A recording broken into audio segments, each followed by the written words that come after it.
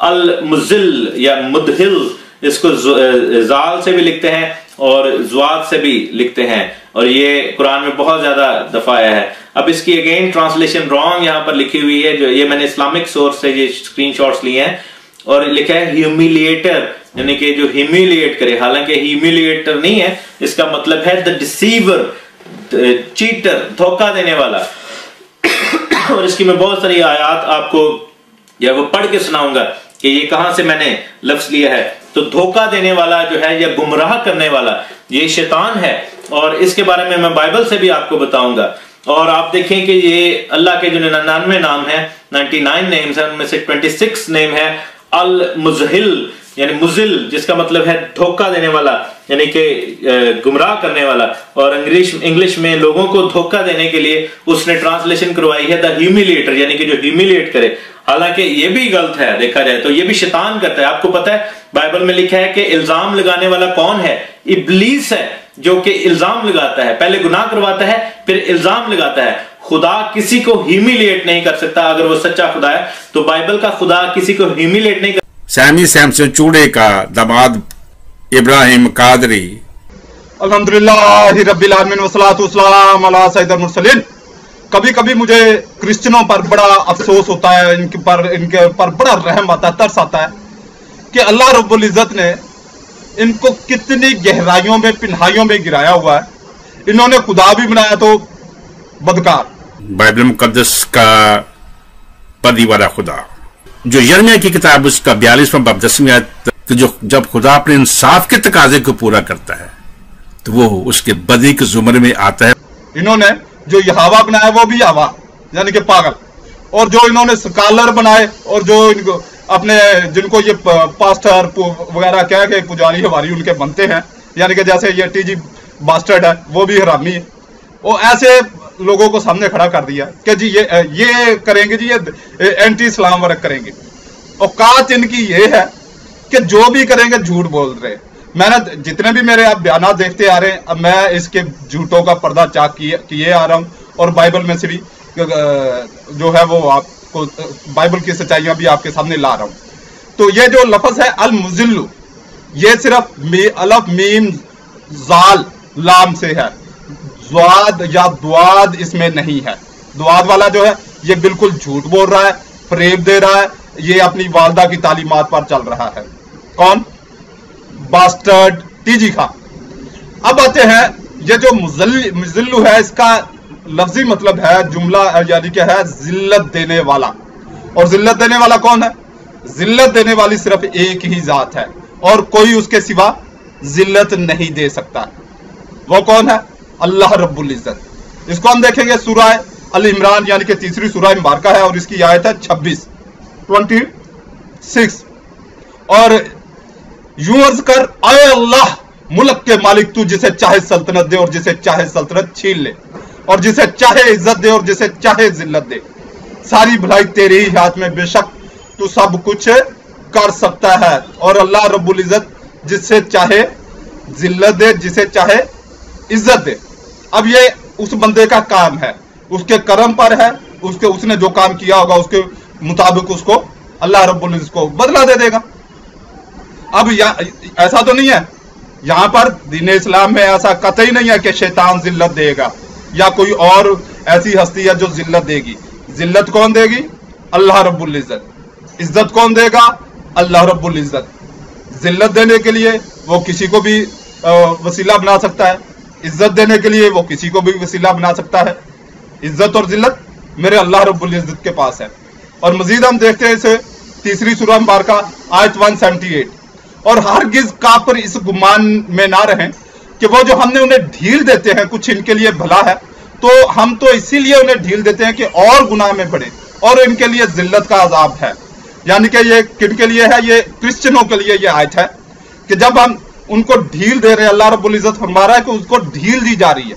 اب دیکھیں یہ اینٹی اسلام ورک کر رہے ہیں، بے غیرتیاں جھوٹ پہ جھوٹ بول رہے ہیں، اور میں اور کافی بھائی ہیں جو ان کے جھوٹوں کے پردے چاک کر رہے ہیں، اس کے باوجود حقائق بالکل سامنے رکھ رہے ہیں، یعنی کہ دوسرے انداز میں رکھ رہے ہیں، سادہ انداز میں رکھ رہے ہیں، جو کرسچنیلٹی کی سمجھ میں نہیں آ رہا، جو مسیحیت کی سمجھ میں جو نئی چیزیں آتی जो मेरे अंदाज में, मुझे पता है कि मसीहत जो है या क्रिश्चियनिटी या काफर है, जो जिस अंदाज में समझते हैं मैं उस अंदाज में उनको समझा रहा हूं। उसके बावजूद आप जब कमेंट्स में देखेंगे तो अजीब अजीब सी इनके बेगैरतियां होंगी, अजीब अजीब सी बेगैरतियां करेंगे जो अजीबोगरीब, कोई सर पैर नहीं होता। इसका मतलब है अल्लाह रब्बुल इज्जत तुम्हें ढील दे रहा, तो ये ना समझो कि तुम हक पर हो। इसका मतलब ये है कि तुम जिल्लत का अजाब सहने वाले हो। और मजीद हम चलते हैं, सूरह अल इनाम यानी कि 6ठी सूरह मुबारका है और आयत है 124 यानी कि 124। और जब उनके पास कोई निशानी आए तो कहते हैं हम हरगिज़ ईमान ना लाएंगे जब तक हमें भी वैसा ही ना मिले जैसा अल्लाह के रसूलों को मिला। अल्लाह खूब जानता है जहां अपनी रिसालत रखे। अल्लाह रब्बुल इज्जत जानता है, खूब जानता है कि वो किसको उसने रसूल बनाना है। अन करीब मुजरमों को अल्लाह के यहां जिल्लत पहुंचेगी और सख्त अजाब बदला उनके मकर का। और फिर हम मजीद देखते हैं, सूरह यूनुस यानी कि 10वीं सूरह मुबारका है और आयत है 27। और जिन्होंने बुराइयां की तो बुराई का बदला उसी जैसा, बुराई का बदला उसी जैसा, और इन पर जिल्लत चढ़ेगी, उन्हें अल्लाह से बचाने वाला कोई ना होगा। गोया इनके चेहरों पर अंधेरी रात के टुकड़े चढ़ा दिए हैं, वही दोजख वाले हैं, वो इसमें हमेशा रहेंगे। यह है अल्लाह रब्बुल इज्जत का फरमान कुरान पाक में। और भी बहुत सारे फरमान हैं जिल्लत के बारे में कि जो क्रिश्चियनों को अल्लाह रब्बुल इज्जत ने जिनके लिए क्रिश्चियनों के लिए जिल्लत तैयार करके रखी हुई है। क्रिश्चियन यानी कि काफर है, 100% काफर है। तो इन बेगैरतों के लिए, इन क्या काफरों के लिए, इन क्रिश्चियनों के लिए जिल्लत जो तैयार कर रखी है, किस लिए? इसलिए नहीं कि इनको अल्लाह रब्बुल इज्जत ने बहकाया या गुमराह किया, ऐसा कतई नहीं है। अल्लाह रब्बुल इज्जत, आप अपनी उम्र में देखें, आप अपनी जिंदगी में देखें, आप पर कोई ऐसा वक्त आया होगा लाजमी, 100% है, जब आप इस्लाम की तरफ माइल हुए हों पूरी तरह, पूरे खलूस से। आपका दिल, आपका जहन, आपका जिस्म, आपका सोच जो है वो इस्लाम की तरफ माइल हुई होगी। अगर आपने इस्लाम की तरफ यानी कि इस्लाम की थोड़ी बहुत स्टडी की है, इस्लाम की अच्छी चीजें, इस्लाम में बुरी चीज है ही नहीं, इस्लाम की तालीम बात ने आप पर असरअंदाज किया होगा, मगर आपने उसको दबा लिया। दबा कर क्या किया? अपनी जिल्लत को यानी क्रिश्चियनिटी को, गलाजत को उड़े रखा। अब ये तो है कि अल्लाह रब्बुल इज्जत जिल्लत उसी सूरत में देगा, उसी वक्त देगा जब आप जिल्लत वाले काम करोगे, मगर यहां पर कुछ और है। यहाँ का कौन सी? गलाजत में। बाइबल की तरफ आएंगे, इब्लीस के कारनामे कैसे हैं। ये जो यहोवा है, ये क्या किस तरीके से जिल्लत देगा, ये आपने नोट करना है कि इसका अंदाजे जिल्लत देने का वो क्या है और किस अंदाज से। ये आपने पूरी तवज्जो से, ये जो मैंने अभी 3 यानी कि हवाले दूंगा बाइबल के, आपने पूरी तवज्जो से इन पर तवज्जो देनी है और सोचना है कि क्या वाकई ही जो हकीकी खुदा है, हकीकी अल्लाह है, वो ऐसी हरकत कर सकता है। सबसे पहले हम देखते हैं सलातीन अव्वल बाब 22। तब उसने कहा, अच्छा तो खुदावंद के हुक्म को सुन ले।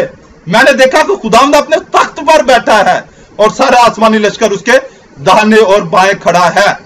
और खुदावंद ने फरमाया, कौन अखियाब को बहकाएगा ताकि वो चढ़ाई करे और रामात जिलाद में खेत आए।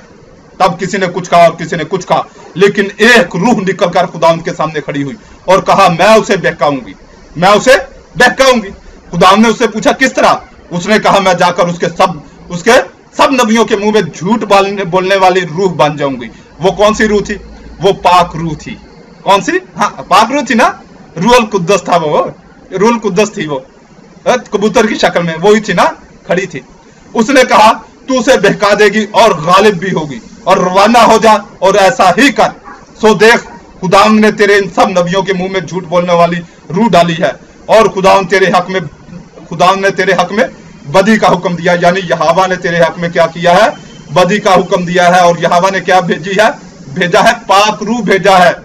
पाक रूह, ये पाक रूह है ना, होली स्पिरिट है, रूहुल कुद्दस है, जो उसके नबियों के मुंह में झूठ बन जाएगा। क्या यार, क्या तुम्हारी औकात क्या है, क्या क्वालिटी है, बाइबल की क्या क्वालिटी है, क्या यहोवा की क्या क्वालिटी है, कैसी क्वालिटी, कैसी जबरदस्त क्वालिटी है।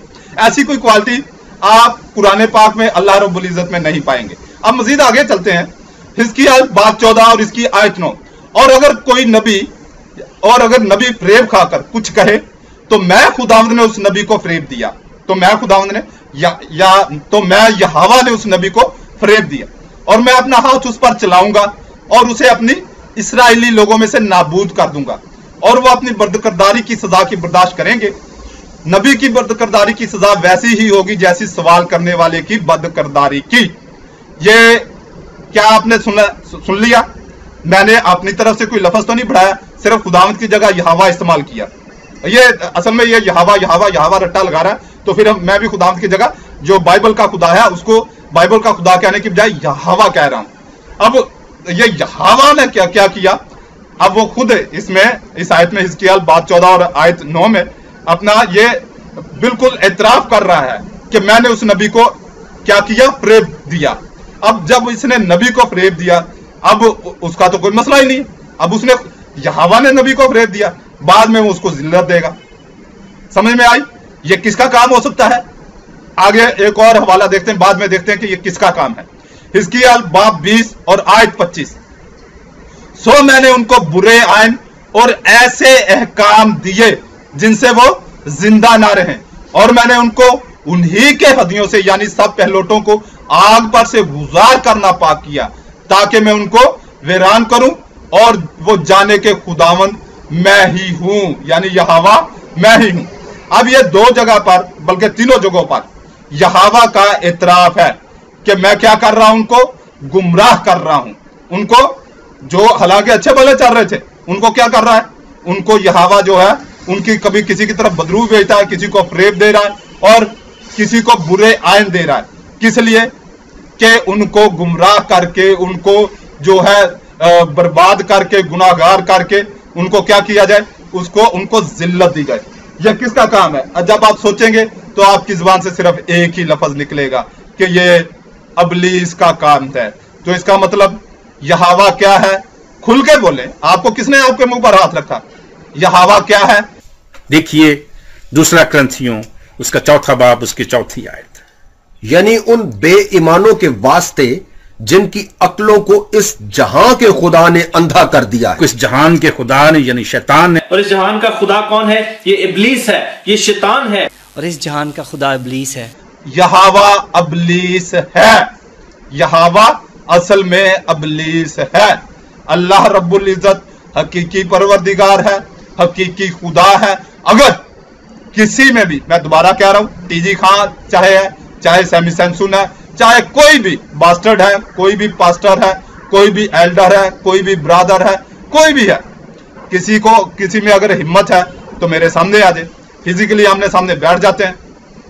वो जो कुछ ये टीजी खान बकवास करता है वो ये साबित करे मैं कह रहा हूं, मैं मजीद हवाला जाता, ये बदरूहें वगैरह भेजने वाले मामलात हैं, ये आयन बिगड़ा हुआ आयन देने वाले मामलात, ये बाइबल भरी पड़ी है, बहुत हवाला जात मैंने निकाले हुए, तो मैं उसका मुंह बंद करूंगा, इससे साबित करूंगा। अल्लाह रब्बुल इज्जत आपको दीन इस्लाम कबूल करने की तौफीक अता फरमाए, आमीन। सारे भाइयों ਨੂੰ ਸਾਰੇ ਭੈਣਾਂ ਨੂੰ ਜੈ ਮਸੀਹ ਕੀ, जिन्ने भी क्रिश्चियन लोग ने सारे ਨੂੰ ਜੈ ਮਸੀਹ ਕੀ। यीशु मसीह कुत्ता है। ये सूर में और कुत्ते में कोई फर्क नहीं है, कुत्ता कुत्ता है, यीशु भी कुत्ता है।